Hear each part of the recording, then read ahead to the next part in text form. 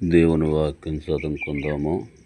కీర్తనల గ్రంథము 42వ అధ్యాయము 1వ వచనం. దుప్పి నీటి వాగుల కొరకు ఆశపడినట్లు దేవా నీ కొరకు నా ప్రాణము ఆశపడుచున్నది. చాలు. కాబట్టి దేవుని వాక్యం వినటం వలన మనకు అనేక దీవెనలు కలుగుతాయి. దేవుని వాక్యం నమ్ముట వలన మనకు అనేక దీవెనలు కలుగుతాయి. మనం వర్ధిల్లుతాం. కాబట్టి దేవుని వాక్యం మనతో చెప్తుంది, దుప్పి నీటి వాగుల కొరకు ఆశపడినట్లు దేవా నీ కొరకు నా ప్రాణము ఆశపడుతుంది. ప్రతి జీవికి నీరు అవసరమే. ఒక దుప్పికే కాదు, భూమి మీద జంతువులకి, మనుషులకి, ప్రతి ఒక్క జీవికి నీరు అవసరమే. కానీ ప్రతి ఒక్క జీవి దాహమైనప్పుడల్లా తాగుతుంది. కానీ దుప్పి టైం టు టైం తాగాలి. అనగా దానికి ప్రాణహాని కలిగించినటువంటి టయాల్లో అది తాగుతుంది.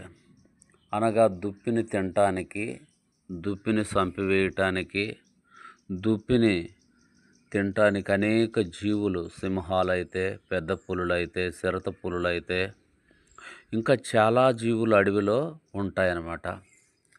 అవన్నీ నిశ్శబ్దంగా ఉన్నప్పుడు దుప్పి వచ్చి తాగుతుంది.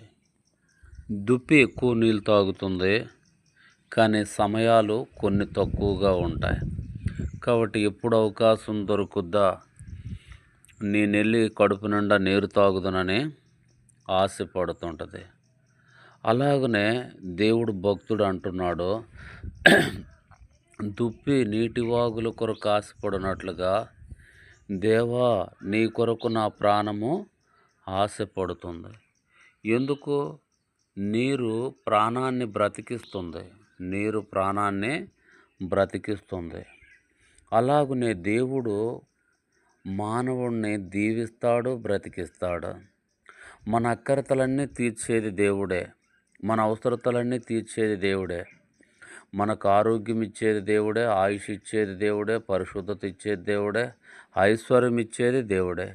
మన మీదకు వస్తున్న సాతాను కీడులన్నీ తొలగించేది దేవుడే. అందుకనే భక్తుడు దేవుని కొరకు కనిపెట్టుకున్నాడు. నీవు నేను కూడా దేవుని కొరకు కనిపెట్టుకున్నట వలన అనేక దీవెనలు పొందుతాం.